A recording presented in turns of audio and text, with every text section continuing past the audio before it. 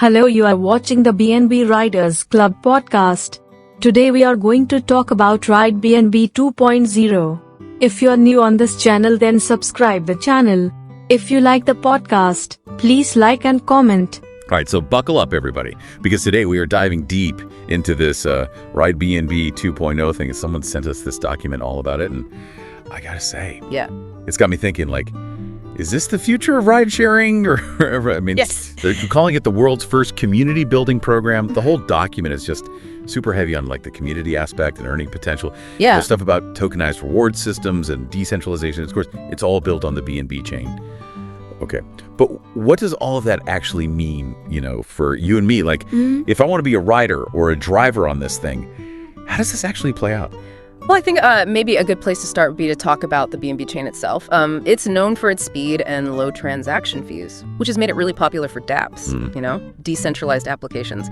And that's exactly what Ride BNB 2.0 is. It's a dApp built on that foundation. Right. Okay, that makes sense. But then there's this whole thing about smart contracts. Yeah. I mean, I get that it's code on a blockchain, but could you maybe break that down a bit more? Like, How do smart contracts actually change things for me as a user on this platform? Well, imagine, you've just finished a ride using this Ride BNB 2.0 app. Instead of having to wait for some company to process your payment, a smart contract automatically kicks in, right? So it verifies that the ride's done, it sees that everything's completed, and then boom, instantly send your payment over to your wallet as the driver. No middleman, no delays, just pure automation. Totally secure, totally transparent. Okay, so it's like some kind of digital agreement that just enforces itself automatically. That's pretty wild. But what about BNB itself, the actual token, I mean? They seem really, really bullish on it in this document. Yeah, so BNB, that's the fuel. That's what powers the entire BNB chain ecosystem. And Ride BNB 2.0 is using it for everything, from payments for rides to the rewards you get for participating and all that. And yeah, they highlight, its current market cap and the potential for growth. But I think it is important to keep in mind that any investment like this has its risks, For sure, yeah. I mean, it's easy to get caught up in the hype, but always got to be cautious. Okay, so speaking of hype, there's this mention of OPBNB. What is that all about? Oh, okay, so think of OPBNB as a kind of turbocharger for the BNB chain. It's this scaling solution that can make transactions even faster and cheaper, especially for dApps like Ride BNB 2.0. And this is really, really important for having a good user experience, right? Especially when you're dealing with potentially tons of rides and all these rewards that need to be processed constantly. Oh, I see. So it's it's basically making sure everything can run smoothly, even if Ride BNB 2.0 blows up and gets super popular. Exactly. Gotcha. Okay, so then, to access all of this, you'll need a Web3 wallet, right? Yeah. Which is kind of like your digital key to get into this whole world. The document mentions a few different options for wallets, like hardware wallets. Those are supposed to be the most secure. Software wallets are good for everyday convenience. And they even specifically suggest the SafePal wallet. So I guess that's a good one. Yeah. But hold on a second. They say there's an initial investment to join this whole thing, like 0.0044 BNB. And that's where I kind of start to go, hold on a sec, what exactly am I getting into here? I get that, maybe you need to have some skin in the game, right? But what are the guarantees and what exactly am I earning besides, money for actually giving rides? Yeah, that's where this tokenized reward system comes in. And honestly, this is more than just your typical rewards program or whatever. You're not just earning cash here, you're earning actual Ride BNB tokens, which of course, could potentially increase in value as the platform grows. Okay, so there's the potential to actually make money from the tokens themselves, not just from driving people around. But, and maybe I'm being too cynical here, but what happens if the platform doesn't actually take off like they think it will? That's a fair question. I mean, we always have to remember that. The success of any platform, especially one that's built on such new technology like blockchain, relies on a lot of factors. But I do think it's pretty clear that they're trying to create a really robust ecosystem to incentivize participation. Yeah, for sure. Just look at their direct income model. It seems like the basic idea is the more rides you give, the more you earn. Makes sense.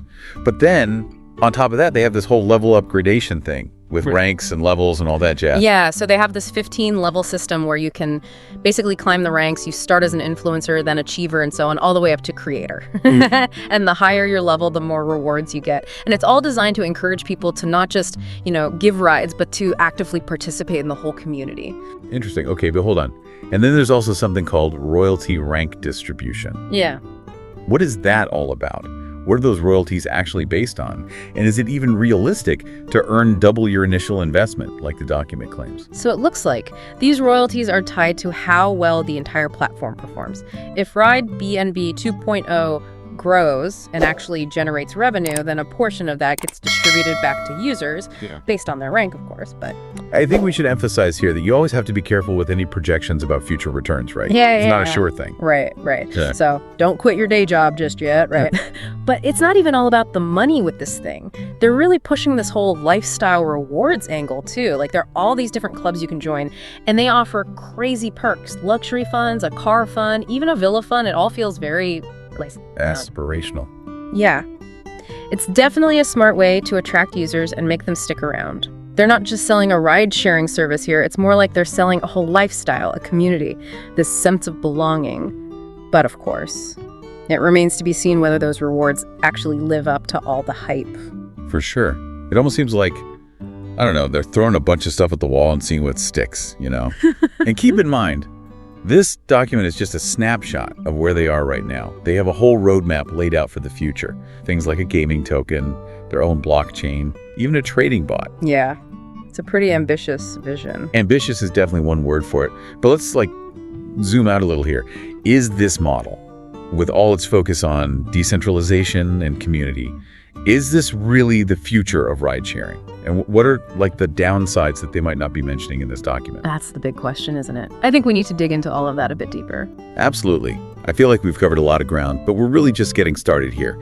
We'll be back to explore all the potential implications of Ride BNB 2.0 and to help you, the listener, figure out, what you should be thinking about before you actually take this ride. So stick around. Welcome back, everybody. So before we went down this Ride BNB rabbit hole, we were talking about the nuts and bolts of how this platform actually works. Yeah. But now I kind of want to zoom out a little and look at the bigger picture. Right. This document is all about, decentralization, security, all that good stuff. But honestly, how does that actually translate into a better experience for me? Compared to using Uber or Lyft or something, what's the real difference? Well, think about the common complaints that people have about traditional ride sharing, Drivers often feel like they're getting squeezed, they're paying these high commission fees and they don't have much control over what they earn. And riders, they complain about the pricing not being very transparent, and they worry about data privacy and all that stuff. Ride BNB 2.0 says they're going to fix all of that. Okay, but how does blockchain actually fix those problems?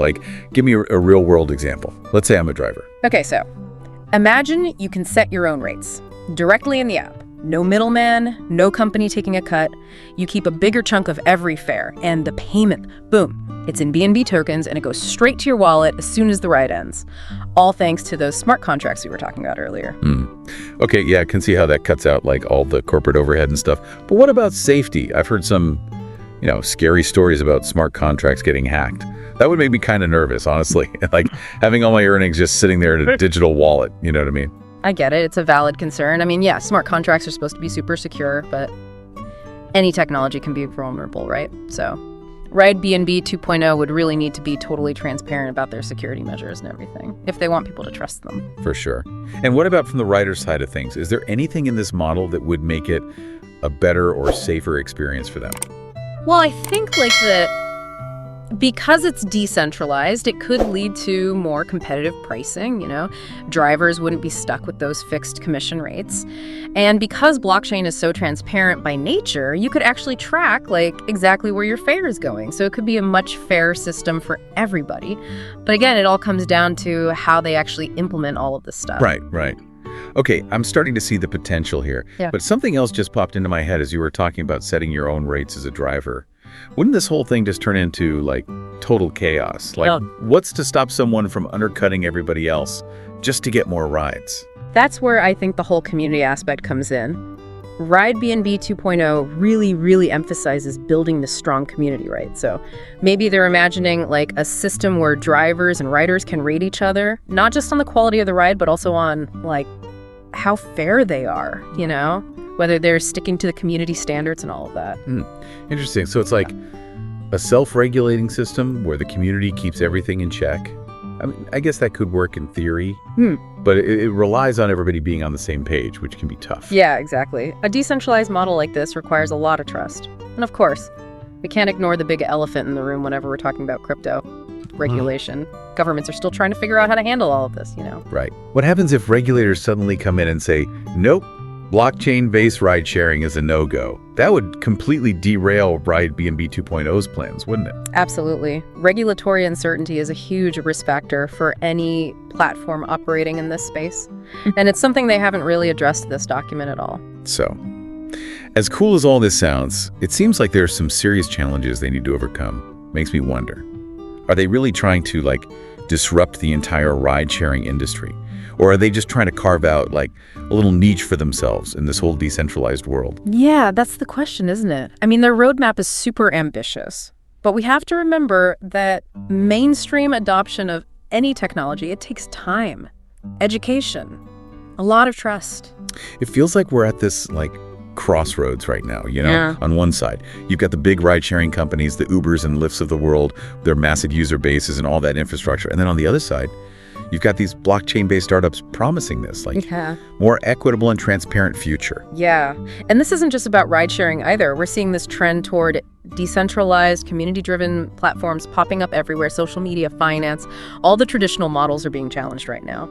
It's a crazy time to be witnessing all of this unfold. Yeah. But honestly, I feel like we've only just scratched the surface of what Ride BNB 2.0 is really trying to do here. I think you're right. That roadmap of theirs hints at a much bigger vision than just, getting people from point A to point B. Okay, well, before we get too lost in the metaverse here, let's bring it back to our listener for a sec.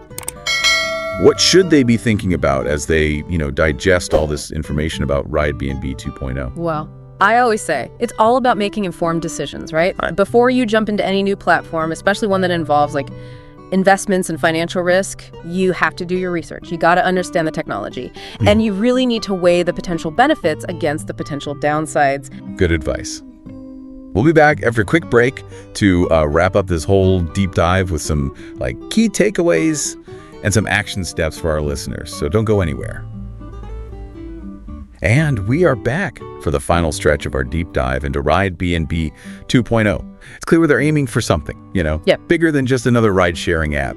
But I gotta admit, I still have a lot of questions. Right. It's good to be cautious. Anytime you have this kind of innovation that's really pushing the boundaries like this, there are going to be unknowns, Right. But I think that's part of what makes this so interesting. Yeah, for sure.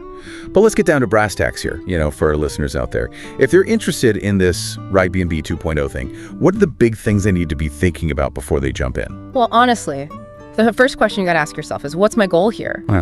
Are you mainly interested in the potential to earn these Ride BNB tokens as an investment? Or are you more focused on the ride sharing part of it? Are you hoping to have a better experience as a driver or a rider? Right.